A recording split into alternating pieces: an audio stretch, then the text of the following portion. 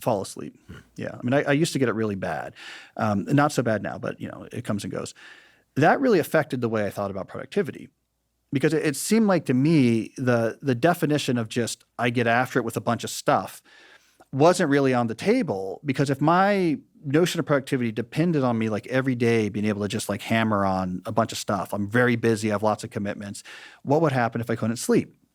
I wouldn't be able to do that. So I drifted naturally towards a definition of productivity, which was it doesn't really matter if you work tomorrow, but it is important that like this month you work, like writing a book. It doesn't matter if you work on your book chapter tomorrow in particular, but like this month you have to spend a lot of time working on it. So it was like an insomnia compatible definition of productivity, which sort of morphed into this idea of slow productivity, taking your time with it.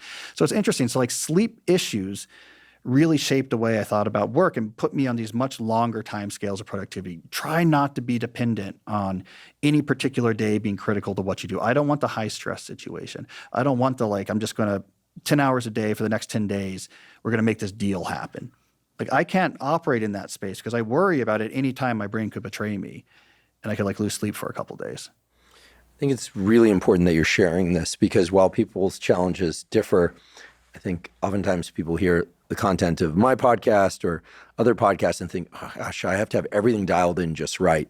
When in fact, most all of the tools and protocols that have been discussed on the Huberman Lab podcast are in response to a particular challenge that I've had, or that others close to me have had. And I love this. Well, I'm sorry that you suffer from insomnia. We have a series on sleep with Matt Walker in which he lays out some great tools that we haven't yet discussed on the podcast. I'll just send you, I'll text you, I'll call you with a short list of those, and hopefully they'll help. But as we do cover insomnia in some depth, but I think it's important that people realize that they can be very productive with the hours that they have and the moments or hours of high focus clarity that they have. Even if they're not sleeping great, even if they're raising small children, because that's the real world.